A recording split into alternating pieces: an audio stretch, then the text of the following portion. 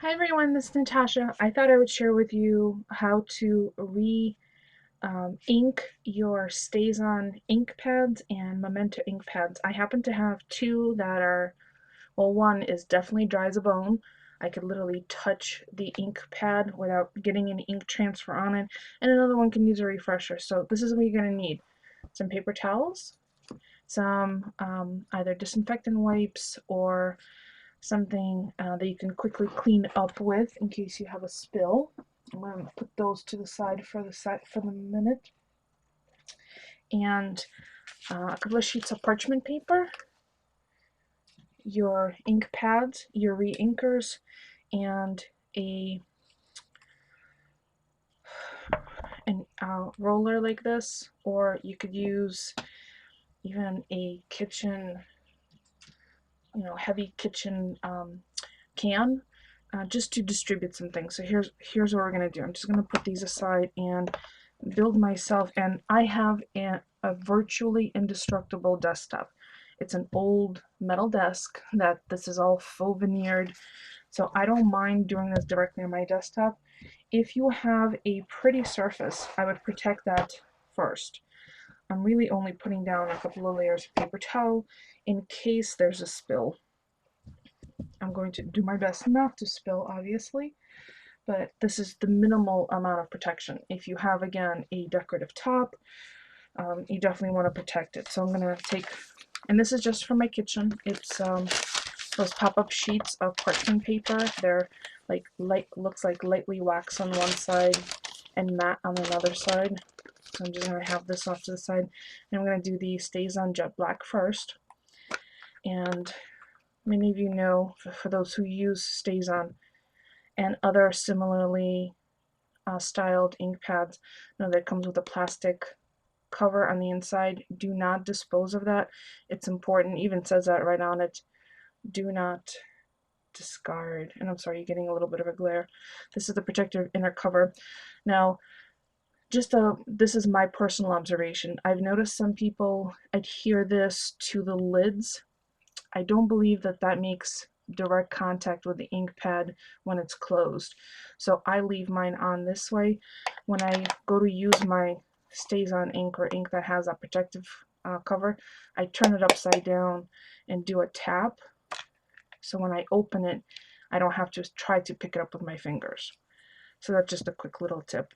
So I'm going to set this off to the side. I'm going to make sure I'm picking up the correct re-inker. So I'm doing the StazOn Jet Black. The other one is the Memento Tuxedo Black. We're going to do that in a minute. And you only need a few drops.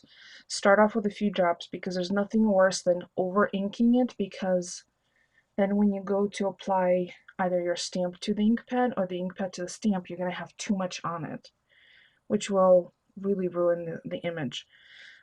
See if there aren't any instructions. No, they're really.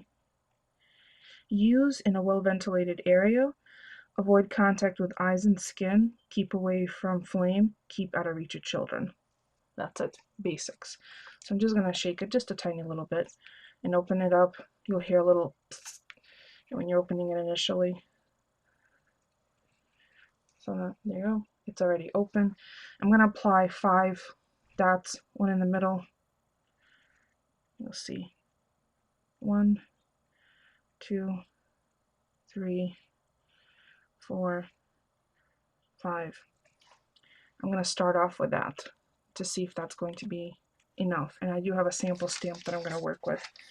The reason I have the parchment paper is I'm going to place the parchment paper over the ink pad and then roll with my brayer.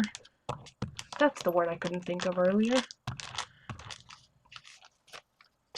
So you could see exactly where I dropped the inks.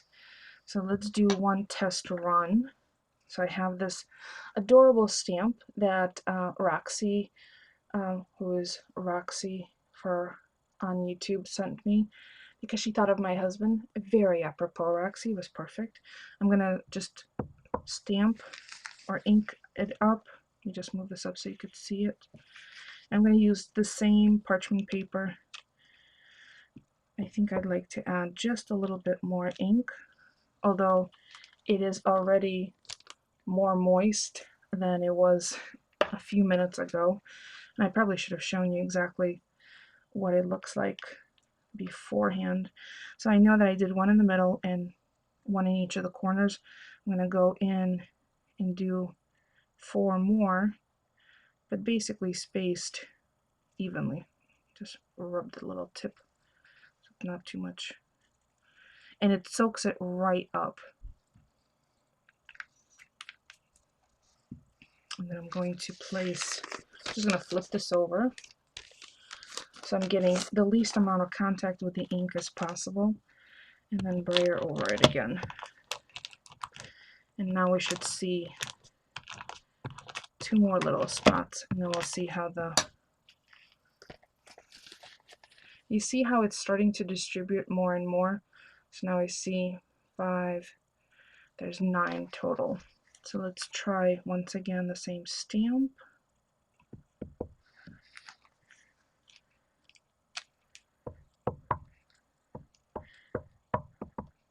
See how I already see that it's inking up more and more each time. And without adding any more at this time, this is what I'm going to do. I'm going to put this aside because I don't need that one.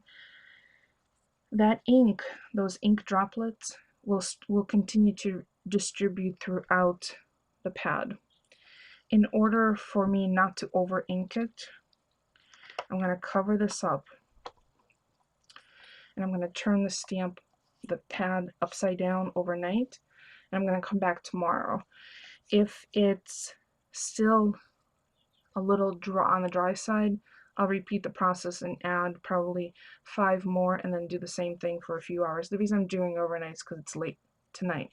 Otherwise, I would just leave it for a couple of hours to kind of redistribute. So I'm going to set this one aside with its little re-inker and check on the Memento. Oh, and you know what? I don't remember if my Memento came with a little protective pad or not, but let's try this beforehand. I think it's pretty juicy, but I think I can add, yeah, see, I can probably add just a little bit more ink. Probably not nearly as much as the other one. So this is again, I want to check one more time that this is definitely the re-inker for this particular. So it's Tuxedo Black, Memento.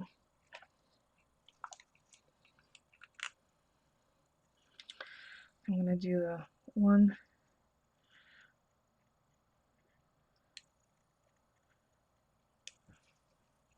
This one, you could see the viscosity difference between the 2 inks actually.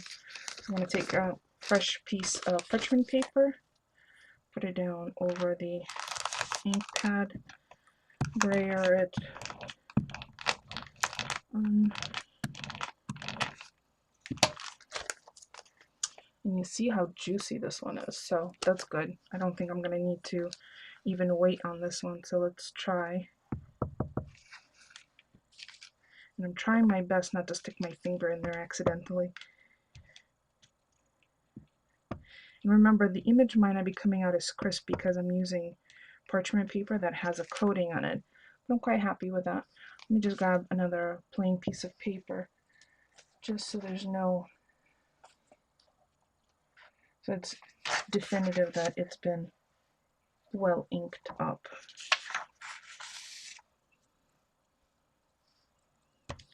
One more to ink it up one more time. Yeah, I'm happy with that. That's good. And I'll put this aside and clean it up in a minute. And again, for the life of me, I can't remember whether this had the protective one, but the same as the other one, I am going to turn it upside down and I'll check in on it again tomorrow. We'll see how it distributes and hopefully that'll be all set. I may need to revisit the StazOn one, but I'm quite happy with the Memento. So there it is. There's a quick way to re-ink your StazOn or Memento inks. I would imagine that you could probably do quite a similar process with distress inks. Unfortunately, I don't have one at the moment that I need to have re-inked, but when I do, I'll be more than happy to show that. If you have any questions for me, please leave me a comment. Otherwise, thank you so much for watching.